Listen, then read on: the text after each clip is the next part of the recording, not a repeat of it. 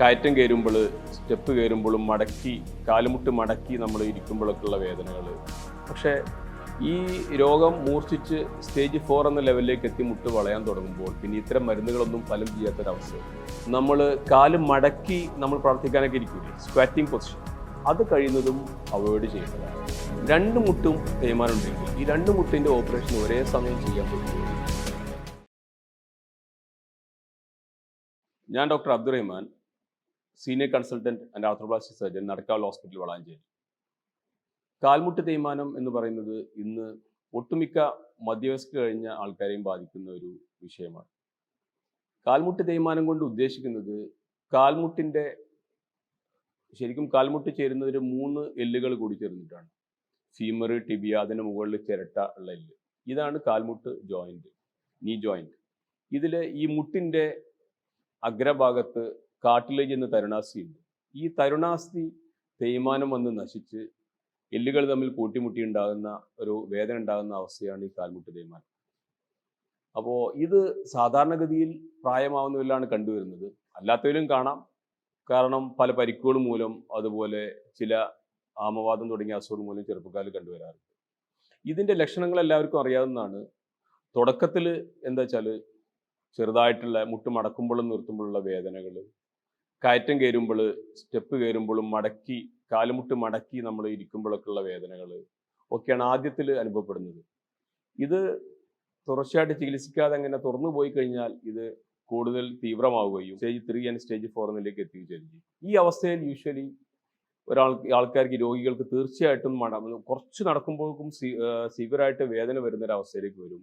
അതോടൊപ്പം കാൽമുട്ട് വളയാൻ തുടങ്ങും, ഇടയ്ക്കിടയ്ക്ക് മുട്ടിന് നീര് വരും, രാത്രി കിടക്കുമ്പോഴൊക്കെ മുട്ടിൽ നല്ലോണം വേദന, ഇങ്ങനെയുള്ള സിംറ്റംസ് വന്നിട്ട് അവരുടെ ദൈനംദിന കാര്യങ്ങൾ മുന്നോട്ട് പോകാൻ പറ്റാത്തൊരവസ്ഥയിലേക്ക് അവരെത്തിച്ചേരും. നമ്മൾ ഇതിൻ്റെ ലക്ഷണങ്ങൾ നമ്മൾ ഏകദേശം പറഞ്ഞു. ഇനി നമ്മൾക്ക് ചികിത്സയിലേക്ക് കിടക്കാം.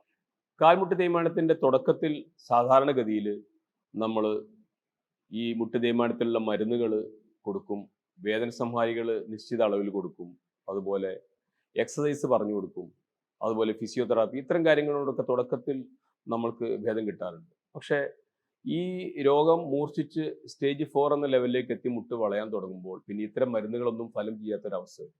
അത്തരം ഘട്ടത്തിലാണ് നമ്മൾ സർജറിയെ പറ്റി ആലോചിക്കുന്നത്. അങ്ങനെ മുട്ടുമാറ്റി വെക്കൽ സർജറി എന്ന ടോട്ടൽ നീ റീപ്ലേസ്മെന്റ് എന്ന സർജറിയാണ് നമ്മൾ ഈ അഡ്വാൻസ്ഡ് ഓസ്റ്റിയോ ആർത്രൈറ്റിസ്, അതായത് രോഗം മുട്ട് തേയ്മാനം മൂർച്ഛിക്കുന്ന അവസ്ഥയിൽ ചെയ്യുന്നത്. എല്ലാവർക്കും സംശയം ഉണ്ടായി, ഈ മുട്ടുമാറ്റിവെക്കൽ ഓപ്പറേഷൻ എന്താണ്? നമ്മൾ കേട്ടിട്ടുണ്ട് കിഡ്നി മാറ്റിവെക്കൽ ഓപ്പറേഷനൊക്കെ. അങ്ങനെ അതായത് അവിടെ കിഡ്നി മൊത്തത്തിലാണ് മാറ്റിവെക്കുന്നത്. ഇവിടെ ഒരാളെ മുട്ട് മൊത്തം മാറ്റിവെക്കുകയല്ല. ഞാൻ പറഞ്ഞില്ലേ, ഈ മുട്ടിൻ്റെ അഗ്രഭാഗത്തുള്ള ഈ എല്ലുകളുടെ അഗ്രഭാഗത്തുള്ള നശിച്ചു പോയ ഈ കാർട്ടേജ്, അതായത് തരുണാസി, ആ നശിച്ച ഭാഗം നമ്മൾ മാറ്റിയിട്ട് ഒരു മെറ്റാലിക് എൻവലപ്പ്, അതിനൊരു കോട്ടിങ് നമ്മൾ മുട്ടിൻ്റെ 2 താഴെയും മുകളിലെ എല്ലുകൾക്ക് ഒരു കോട്ടിങ് കൊടുക്കുന്നു. അതിൻ്റെ ഇടയിൽ ഒരു പോളി എഥിലീൻ എന്ന് പറഞ്ഞ ഒരു കമ്പോണന്റ് വെക്കുന്നു.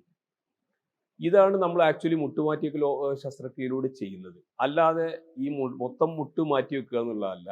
3 മുതൽ 4 മില്ലിമീറ്റർ വരെയുള്ള എല്ലിൻ്റെ തിക്നെസ്സേ നമ്മൾ അവിടുന്ന് കട്ട് ചെയ്ത് കളയുന്നുള്ളൂ.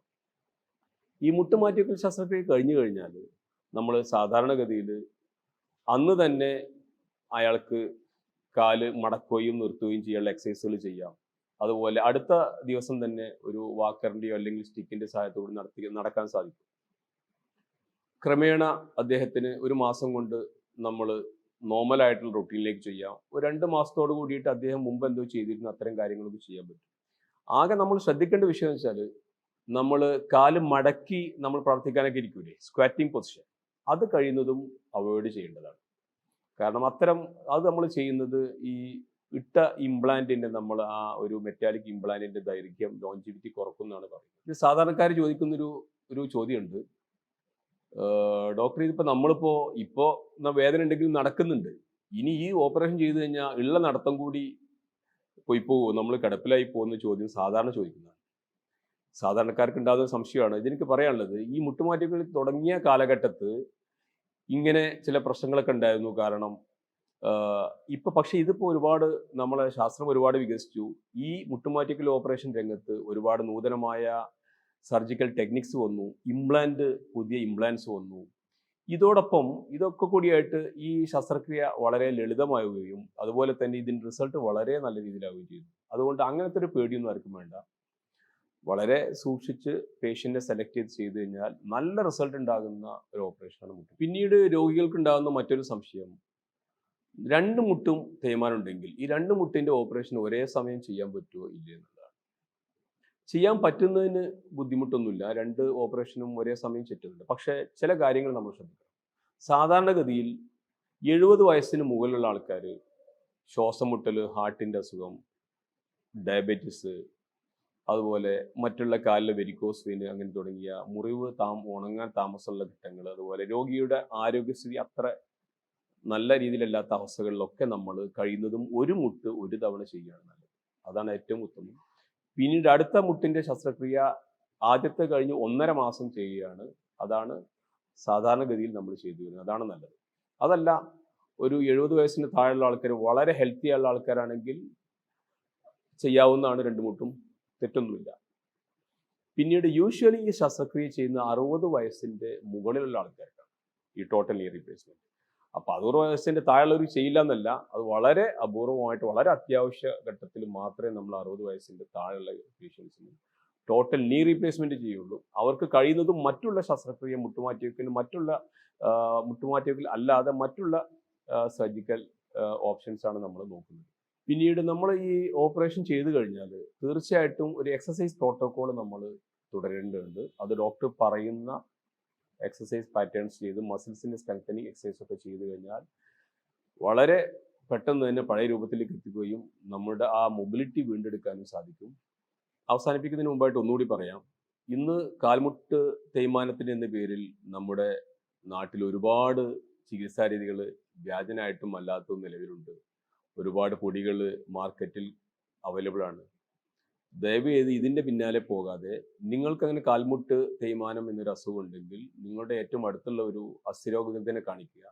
അദ്ദേഹമായിട്ട് ഡിസ്കസ് ചെയ്ത് നിങ്ങളുടെ കാൽമുട്ട് തേയ്മാനം ഏത് സ്റ്റേജിലാണെന്ന് മനസ്സിലാക്കിയിട്ട് യഥാർത്ഥത്തിലുള്ള ആധുനിക ചികിത്സാരീതി അവലംബിക്കുക എന്നാണ് നമ്മൾ ചെയ്യേണ്ടത്.